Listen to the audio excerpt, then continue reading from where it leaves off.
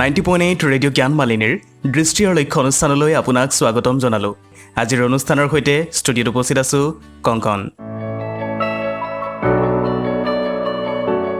প্ৰিয় শ্ৰোতা, আজিৰ দৃষ্টি আৰু লক্ষ্য অনুষ্ঠানটি ছাত্ৰ ছাত্ৰীসকলৰ বাবে সজাই আনিছোঁ শিক্ষা জীৱনৰ পৰা বৃত্তিগত জীৱনলৈ বিষয়ক কথিকাটিৰ দ্বিতীয়টি খণ্ড। এই কথিকাটি আগবঢ়াইছে ডিব্ৰুগড় বিশ্ববিদ্যালয়ৰ ব্যৱস্থাপনা অধ্যয়ন কেন্দ্ৰৰ সহকাৰী অধ্যাপক শ্ৰীযুত প্ৰাঞ্চুৰাজ কৌশিকে। তেন্তে প্ৰিয় শ্ৰোতা, আহক আৰু পলম নকৰি আজিৰ অনুষ্ঠানৰ মাজলৈ যাওঁ। ছাত্ৰ ছাত্ৰীসকল সকলোৰে চাগে খবৰ খাতি ভালেই। মই যোৱা এপিছডটোত কথা হৈছিলোঁ যে how to be mentally prepared to shift from an academic life to professional life, সেইটোৰ ওপৰত আলোচনা কৰিছিলোঁ থুলমূলকৈ। আজি দ্বিতীয় এপিছডটোত মই আলোচনা কৰিবলৈ গৈ আছোঁ যে কি তোমালোকে কেনেকৈ চিভিখন প্ৰিপেয়াৰ কৰিবা, বায়'ডাটাখন কেনেকৈ প্ৰিপেৰেশ্যন কৰিবা, সেইটো খুব ইম্পৰ্টেণ্ট হয়। কাৰণ চাকৰি জীৱন আৰম্ভ কৰাৰ আগতে, তোমালোকে ইণ্টাৰভিউ ফেচ কৰাৰ আগতে তোমালোকে এখন CV বুলি কয়, কাৰিকুলাম ভাইটে যাক কোৱা হয়, সেই প্ৰিপেৰেশ্যন কৰাটো খুব ইম্পৰ্টেণ্ট হয়।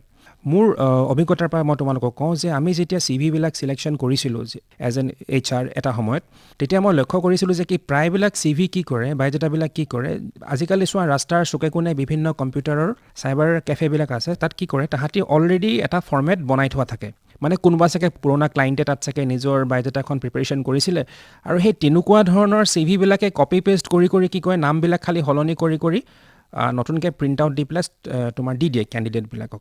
এইটো কথা আটাইতকৈ ভুল হয়। কাৰণ কেলৈ কি হয়, কোনোবা এজন কেণ্ডিডেটে ছাপ'জ এটা এক্স পষ্টৰ কাৰণে এপ্লাই কৰিছে, তো সেই পষ্টটোৰ কাৰণে তেওঁৰ CVখন কিন্তু বেলেগ ডিজাইনৰ হ'ব।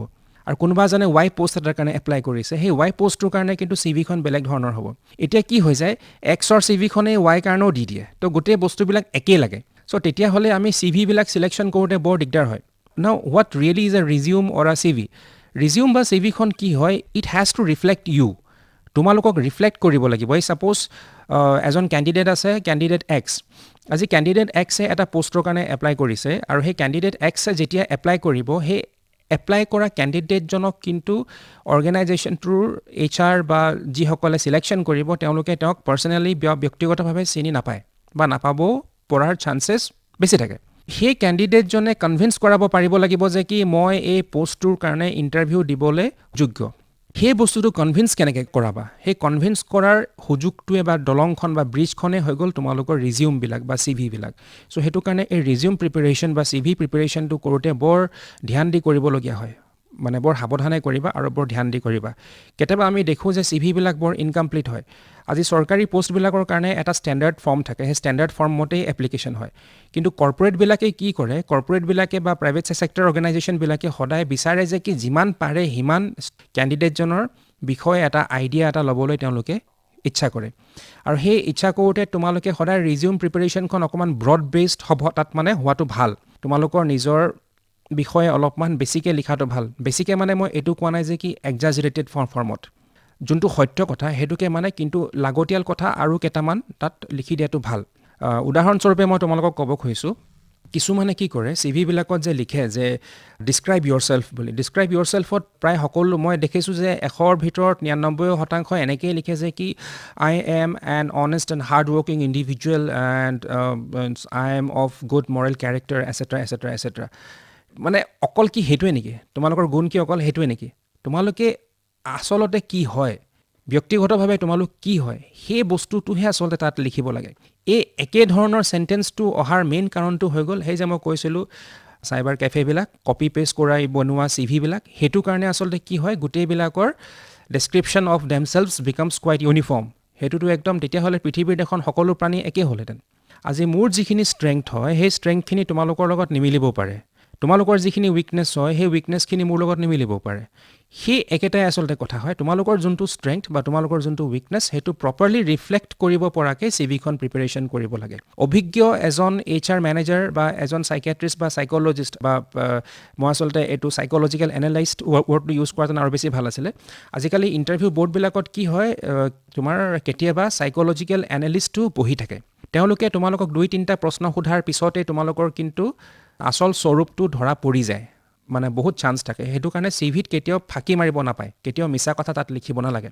সৰ্বপ্ৰথম তোমালোকে নিজক ডিছক্ৰাইব কৰিবা, নেম দিবা, জেণ্ডাৰ দিবা, একাডেমিকেলি কি কৰিলা, সেইখিনি প্ৰপাৰলি লিখিবা আৰু একাডেমিকেলি কি কৰিলা সেইখিনি লিখাৰ সময়ত প্ৰথমতে মেট্ৰিকৰ পৰা আৰম্ভ নকৰিবা প্ৰথমতে যোনটো লাষ্ট তোমালোকে একাডেমিক ডিগ্ৰী বা মাষ্টাৰ ডিগ্ৰী তোমালোকে ল'লা তাৰ পৰা আৰম্ভ কৰা ফৰ এক্সাম্পল চে তোমালোকে আজি এম.কম কৰিলা বা এম.এছ.চি কৰিলা সৰ্বপ্ৰথম লিখিবা যে completed MSc from Dibrugarh university in the year 2019 securing first class with distinction এনেকুৱা ধৰণৰকৈ তোমালোকে এটা প্ৰপাৰ চেণ্টেন্সিং লিখি দিবা আৰু যিখিনি ইম্পৰ্টেণ্ট শব্দ হয় যেনেকৈ এম.এছ.চিটো ইম্পৰ্টেণ্ট হয় যেনেকৈ ফাৰ্ষ্ট ক্লাছটো ইম্পৰ্টেণ্ট হয় যেনেকৈ ডিষ্টিংশ্যনটো সেই বস্তুখিনি অকণমান বোল্ড আখৰত লিখি দিয়াটো ভাল তাৰ পিছত কি কৰিবা যদি প্ৰয়োজন হয় বুলি ভাবা তোমালোকে তাৰ পিছত এটা টেবল বনাই পেলাই তাত তোমালোকৰ গ্ৰেজুৱেশ্যনৰ পৰা লৈ পেলাই মেট্ৰিকলৈকে ডিচেণ্ডিং অৰ্ডাৰত লিখি দিবা তাৰমানে মই ক'ব খুজিছোঁ সৰ্বপ্ৰথম দিবা যে বৰ্তমানৰ যোনটো এক্সামিনেশ্যন তোমালোকে লাষ্ট এক্সামিনেশ্যন ক্লিয়াৰ কৰি আহিছা সেইটো 1 নম্বৰত আহিব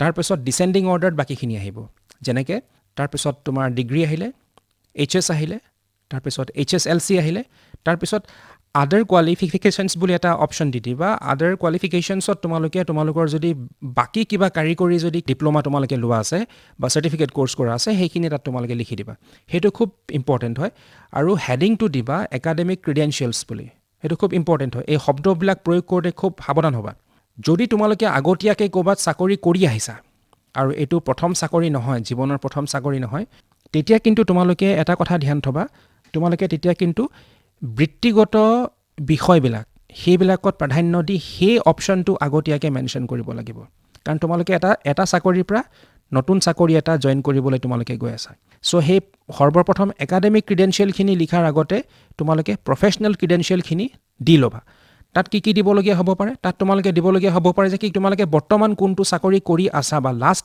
বা শেষৰ চাকৰি কোনটো আছিলে সেইটো তাত সৰ্বপ্ৰথম বোল্ডত ভালকৈ লিখি দিবা আৰু পৰাপক্ষত পাৰিলে পেকেজটো যদি প্ৰয়োজন হয় কিছুমান অৰ্গেনাইজেশ্যনে পেকেজটো বিচাৰে সেইটো কাৰণে ব্ৰেকেটত লিখি দিবা যে কি package and other details can be provided if required এনেকুৱা টাইপৰ তোমালোকে দি দিবা ঠিক আছে যদি জীৱনৰ প্ৰথম চাকৰি কৰিবলৈ গৈ আছা বায়'ডাটা প্ৰিপেৰেশ্যন কৰিছা সৰ্বপ্ৰথম একাডেমিক ক্ৰিডেঞ্চিয়েলছখিনি ভালকৈ লিখিবা যদি এটা চাকৰিৰ পৰা আন এটা চাকৰিলৈ নতুনকৈ এপ্লাই কৰিছা তেতিয়া একাডেমিক ক্ৰিডেঞ্চিয়েলছখিনি লিখাৰ আগতে তোমালোকে প্ৰফেচনেল ক্ৰিডেঞ্চিয়েলছখিনি প্ৰপাৰলি লিখি ল'বা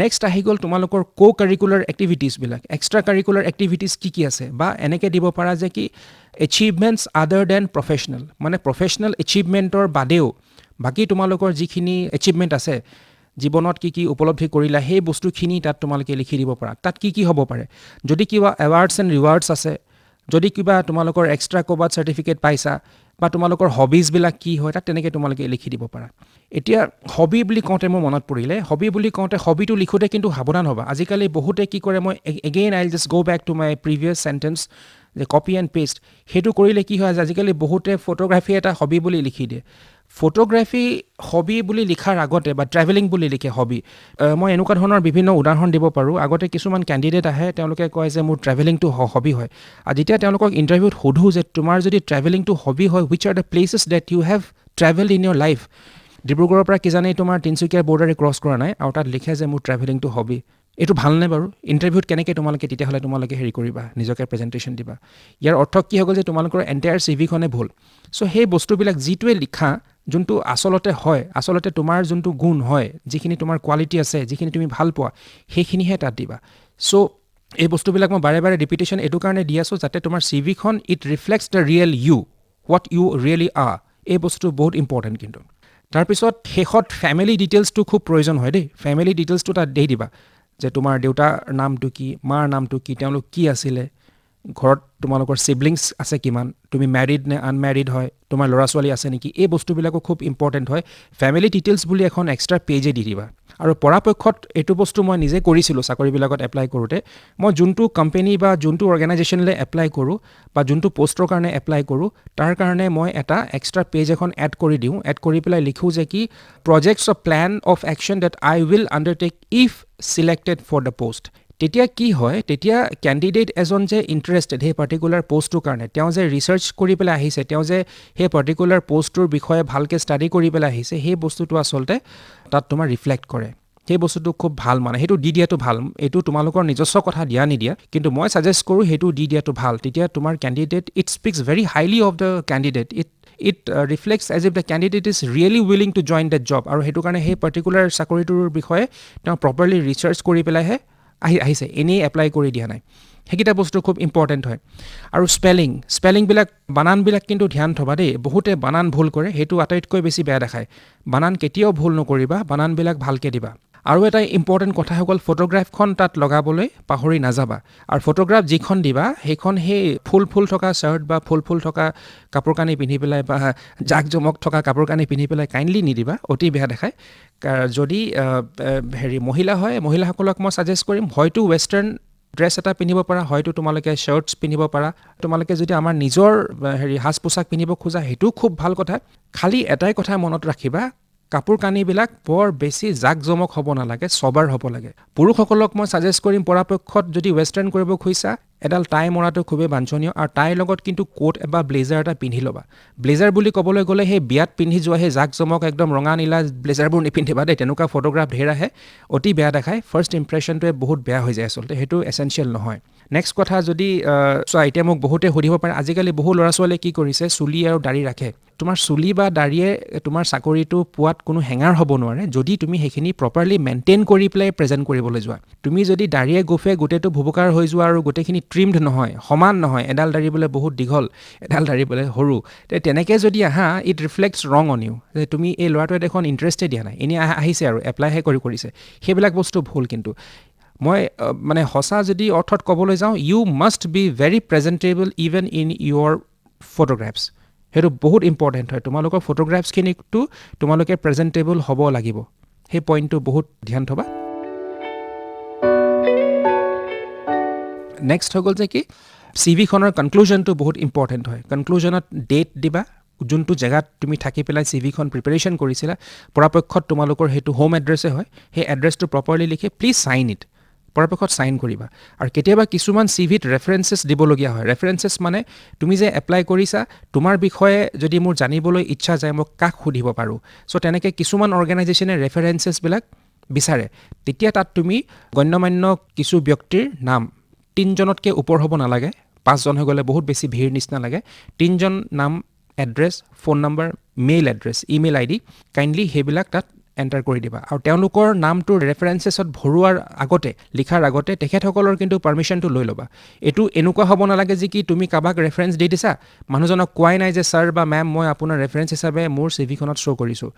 অৰ্গেনাইজেশ্যনৰ পৰা তেওঁলোকলৈ ফোন গ'লে তেওঁলোকে কৈ দিব নাই মই চিনি নাপাওঁ, তেতিয়া কি হ'ব? লস্কাৰ তোমালোকৰ নিজৰ। সেই বস্তুবিলাক ধ্যান থ'বা। ৰেফাৰেঞ্চেছ সকলো চিভিত দিব নালাগে, এইটো এজ পাৰ অৰ্গেনাইজেশ্যনছ ৰিকুৱাৰমেণ্টে তাত তোমাৰ হোৱাটো ভাল। বা তোমালোকে এনেকৈও লিখি দিব পাৰা ৰেফাৰেঞ্চেছত যে may be provided if required or can be provided if required. So' সেই বস্তুবিলাক খুব ইম্পৰ্টেণ্ট হয়। সেই ৰেফাৰেঞ্চেছটো খুব তোমাৰ এটা ইম্পৰ্টেণ্ট পইণ্ট হয় ইন ইয়'ৰ CV প্ৰিপেৰেশ্যন। চ' আজি মই এইখিনিতে সামৰিছোঁ এই CV লৈ পেলাই।